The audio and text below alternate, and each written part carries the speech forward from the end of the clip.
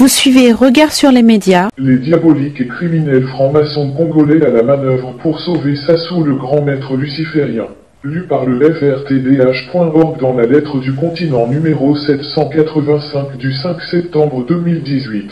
Congo-Brazzaville. Sur fond de crise économique, la franc-maçonnerie est divisée. Les principales obédiences du pays se déchirent par rapport à la situation toujours préoccupante du Congo-Brazzaville à la veille de leur rentrée 2018 à 2019. Trois des loges maçonniques parmi les plus influentes, la Grande Loge du Congo-Brazzaville, GLC, le Grand Orient du Congo-Brazzaville, GOCB, et le Grand Orient et aux associés du Congo, GOLAC, divergent totalement sur l'analyse de la situation économique et sociale tendue que connaît Brazzaville depuis plusieurs mois, voire le dossier de la lettre du continent, T numéro 777. Solidarité présidée par Denis Sassou Nguesso, la GLC sera la première à lancer son convent après la traditionnelle soirée des dames organisée, comme chaque année, fin septembre. Assistant grand maître de cette même loge qui regroupe l'élite du pays, le patron des renseignements Jean-Dominique Okemba demandera à ses frères de serrer les rangs autour du chef de l'État.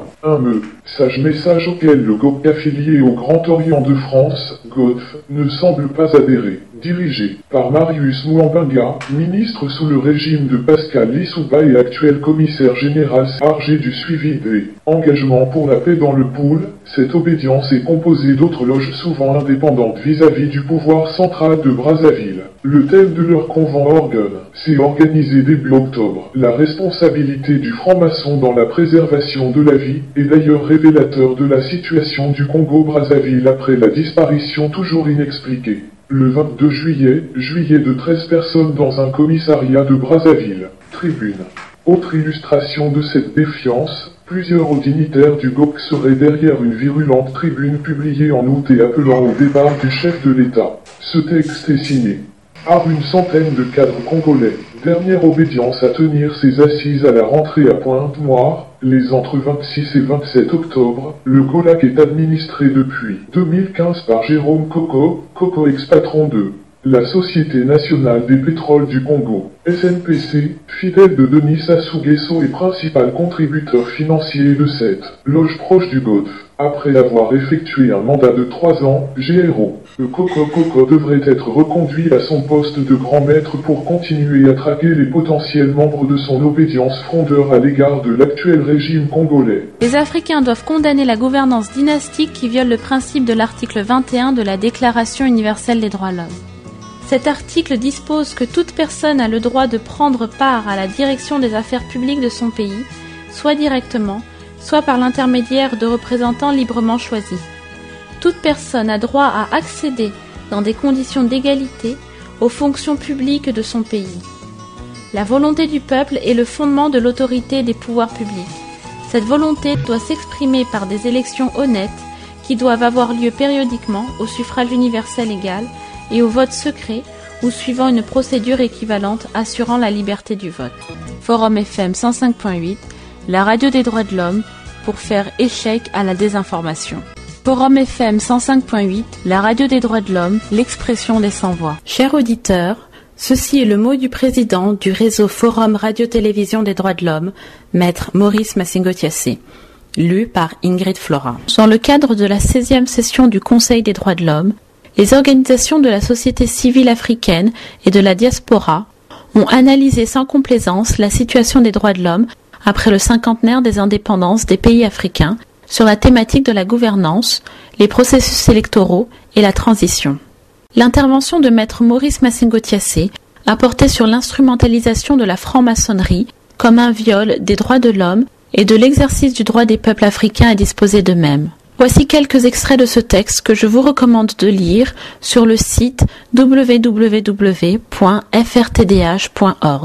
Les Africains considèrent avec méfiance les francs-maçons, féticheurs, charlatans, vaudous, marabouts, nzumbi, ikisi et toute la sorcellerie africaine et indienne, devenus des ennemis de leur nation. Ils sont des violateurs des libertés des droits fondamentaux. Ces dictateurs à la tête des loges en Afrique ont réussi à piéger la maçonnerie. Les partis uniques au pouvoir ayant échoué et perdu leur crédibilité, la franc-maçonnerie est devenue le tremplin pour la conquête et la confiscation du pouvoir.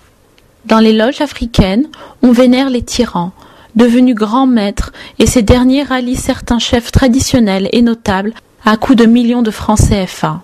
Certains corps d'état civil ou militaires deviennent en majorité maçons pour prouver leur fidélité au président grand maître. En réalité, ce n'est pas par fidélité, mais par peur, et ainsi préserver la vie, les acquis matériels et financiers. On comprend mieux dans ce climat le besoin pressant pour certains cadres et intellectuels de s'aliéner dans cette adhésion contre nature de leurs us et coutumes. Par conséquent, la franc-maçonnerie est défigurée et méconnaissable en Afrique et se transforme en véritable instrument de confiscation du pouvoir politique. Elle devient l'appareil idéologique d'État. La franc-maçonnerie occupe tous les leviers de l'administration. C'est aussi le bras armé de la rédaction et des révisions constitutionnelles dans l'espace géographique de certains États africains. C'est elle enfin qui propose la présidence à vie et la gouvernance dynastique. Aujourd'hui, les francs-maçons en Afrique sont à l'origine des manipulations constitutionnelles et du règlement de la succession présidentielle et des gouvernements de transition. Le droit du peuple à disposer de lui-même et le droit de choisir son dirigeant sont bafoués et ignorés par les réseaux maçonniques qui organisent savamment des élections validées par des observateurs, approuvées par des obédiences. La franc-maçonnerie doit aider au développement, à la construction et non au pillage et à la destruction de l'Afrique. Les francs-maçons savent que la pauvreté n'est pas associée à la jouissance des droits de l'homme. La pauvreté est néfaste à la protection des droits de l'homme et constitue un déni des droits de l'homme et la négation du développement. L'extrême pauvreté en Afrique au milieu de la prospérité des hommes politiques est moralement inacceptable, politiquement non viable, économiquement stérile et démocratiquement insoutenable. La pauvreté constitue ainsi une violation des droits de l'homme parce qu'elle empêche à une personne ou à un peuple le droit de vivre dignement et de jouir librement des fruits du progrès social. La démocratie en Afrique ne peut s'épanouir que lorsque les droits de l'homme et le développement sont respectés. Les défenseurs des droits de l'homme devraient se préoccuper des discriminations que créent les francs-maçons africains qui s'arrogent tous les droits, réduisent les autres aux citoyens de seconde zone et pratiquant la désinformation qui encourage la médiocrité des citoyens. Extrait de ce texte que je vous recommande de lire sur le site www.frtdh.org.